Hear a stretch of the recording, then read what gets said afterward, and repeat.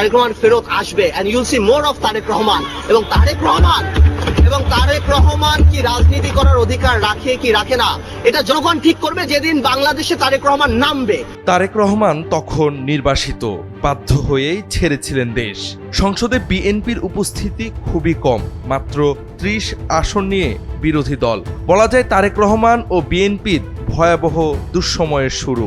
এমন পরিস্থিতিতে বুক চিতিয়ে একজন মানুষ সংসদে বলেছিলেন তারেক রহমান দেশে ফেরত আসবেন এবং তারেক রহমান রাজনীতি করবেন কি করবেন না তা জনগণ ঠিক করবেন যেদিন তিনি দেশে নামবেন।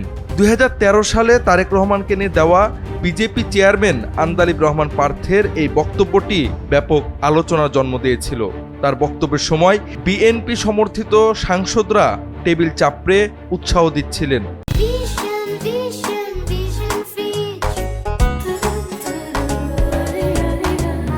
বিপরীতে তৎকালীন সরকার দলীয় এমপি মন্ত্রীরা এটা নিয়ে হাসাহাসি করেছিলেন, কেউ পার্থের বক্তব্যের সময় বিরোধিতা করেছিলেন। সংসদে হৈহুল্লোড় সৃষ্টি হয়েছিল। দীর্ঘ এক যুগ পর আন্দালিব পার্থের এই বক্তব্য বাস্তবতায় রূপ নিতে যাচ্ছে। ২৫ ডিসেম্বর দীর্ঘ ১৭ বছর পর দেশে ফিরছেন তারেক রহমান। তার এই ফেরাকে কেন্দ্র করে দেশব্যাপী নেতাকর্মীদের মাঝে বিরাজ করছে ব্যাপক উৎসবমুখর আমেজ। ঢাকার ৩০০ ফিটে তার অভ্যর্থনার জন্য তৈরি হচ্ছে বিশাল মঞ্চ।